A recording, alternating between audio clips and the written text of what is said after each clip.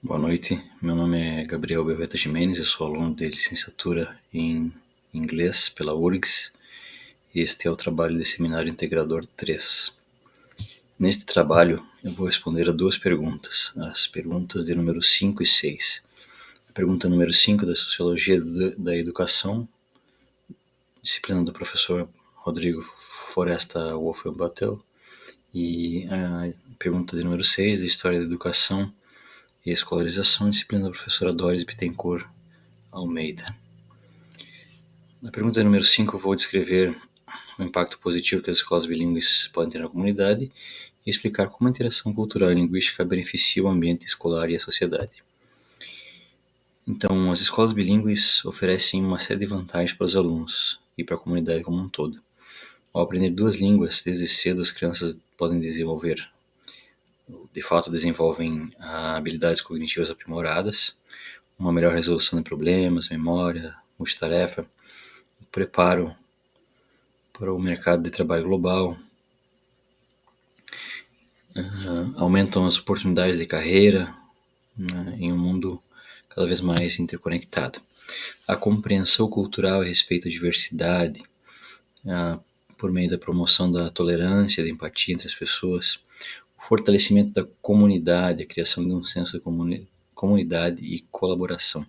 Em resumo, as escolas bilíngues elas são um investimento no futuro e preparam os alunos para os desafios do mundo contemporâneo e contribuem para o desenvolvimento de uma sociedade mais justa e inclusiva. Como a interação cultural e linguística beneficiam o ambiente escolar e a sociedade?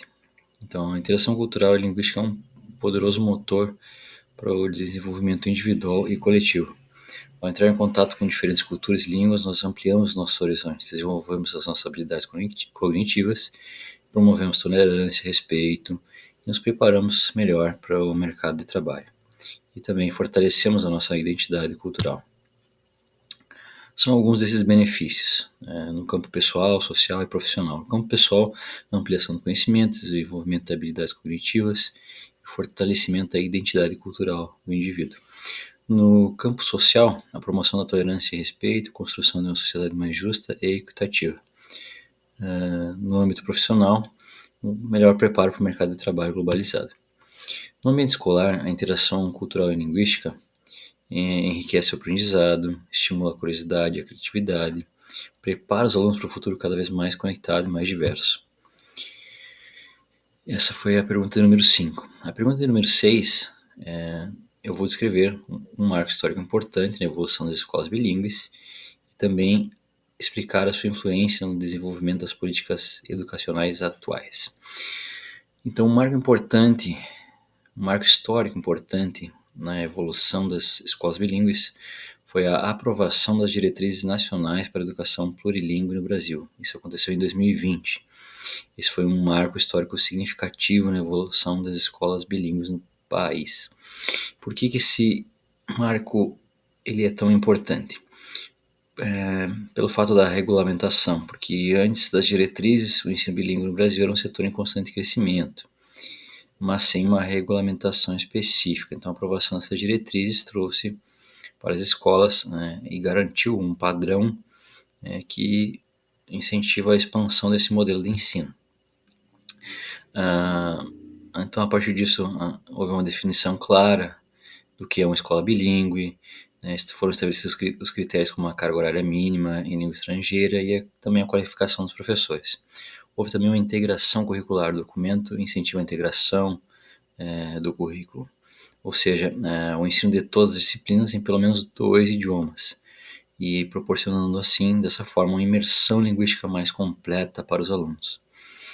A valorização da diversidade linguística. As diretrizes reconhecem a importância da diversidade linguística e cultural, incentivando então o ensino de outras línguas além do inglês e o respeito às línguas indígenas. Quais são os impactos dessa regulamentação? O crescimento do setor, melhora na qualidade do ensino e expansão das oportunidades. Então, com a regulamentação, o setor das escolas bilíngues ganhou mais credibilidade, atraiu ainda mais pais e alunos. Melhorou a qualidade do ensino, porque elas passaram a ter um padrão de qualidade mais elevado, com professores mais qualificados e um currículo mais bem estruturado. Houve uma expansão de oportunidades, porque o ensino bilíngue oferece aos alunos muitas vantagens, como maior facilidade de comunicação em um mundo globalizado, desenvolvimento de habilidades cognitivas e maior empregabilidade. Em resumo, a aprovação dessas diretrizes nacionais para a educação plurilingüe foi um passo fundamental no fortalecimento e expansão do ensino bilíngue no Brasil, garantindo que mais crianças e jovens tenham acesso a uma educação de qualidade e multilingüe. A influência disso no desenvolvimento das políticas educacionais atuais aconteceu da seguinte forma. Essa aprovação das diretrizes nacionais para a educação plurilingüe em 2020 representou um marco fundamental para a educação brasileira e desencadeou uma série de mudanças e influenciou significativamente o desenvolvimento das políticas educacionais. Então, as principais influências podem ser resumidas da seguinte forma. Houve uma reformulação do currículo, formação de professores. Então, como já havia mencionado também, tanto em nível nacional quanto estadual, municipal, a ideia era integrar as línguas estrangeiras e indígenas de forma mais profunda no currículo, promovendo esse plurilinguismo desde os primeiros anos de escolarização. A necessidade de professores qualificados para atuar nesse contexto plurilingüe tornou a formação docente também uma prioridade. Então, as instituições de ensino superior passaram a oferecer cursos de especialização e aperfeiçoamento para que os professores estivessem preparados para trabalhar nessas escolas em mais de um idioma e trabalhar com a diversidade linguística. Houve também um investimento em materiais didáticos e valorização da diversidade linguística. Então, a implementação dessas diretrizes exigiu uma produção de materiais didáticos específicos para esse ensino plurilingüe. Então, isso estimulou a criação de livros, jogos, softwares e outros recursos pedagógicos para auxiliar os professores e os alunos nesse processo. As diretrizes contribuíram para a valorização da diversidade linguística presente no Brasil, reconhecendo o direito das comunidades indígenas e de outros grupos minoritários a utilizarem suas línguas maternas no ambiente escolar. Então, isso é fundamental para promover a inclusão nesse âmbito escolar. O diálogo com a comunidade escolar também melhorou, a articulação com políticas públicas. Então, essas diretrizes incentivaram um diálogo mais próximo entre escolas, alunos, as famílias, a comunidade em geral. A participação da comunidade na construção de projetos plurilingües é fundamental para garantir o sucesso da implementação dessas diretrizes. A educação plurilingüe ela tem sido articulada em com outras políticas públicas, né, como política de educação indígena, educação para jovens e adultos, educação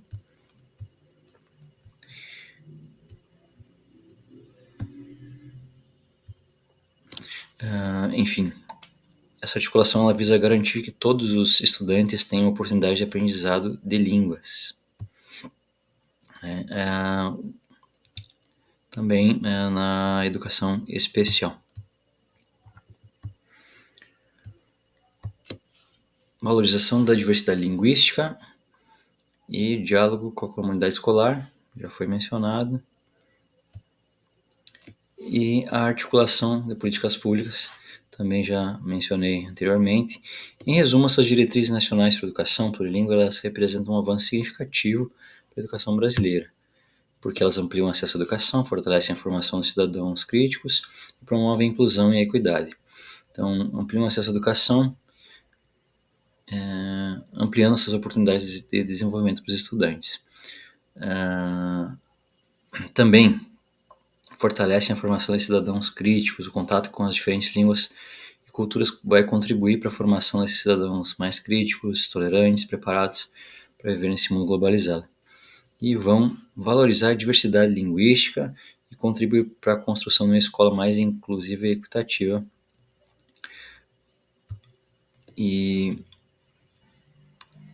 é isso. Essas foram as respostas das questões solicitadas e propostas. Existem também alguns desafios e perspectivas, né? Apesar dos avanços, a implementação dessas diretrizes ainda enfrenta desafios como falta de recursos financeiros, necessidade de formação continuada dos professores e resistência de parte da comunidade escolar, né? No entanto, essa perspectiva é positiva, porque as diretrizes elas representam um compromisso dos pais com a oferta de uma educação de qualidade e com a valorização da diversidade linguística e cultural, que é algo muito importante. Tá bem? Então esse foi o meu trabalho.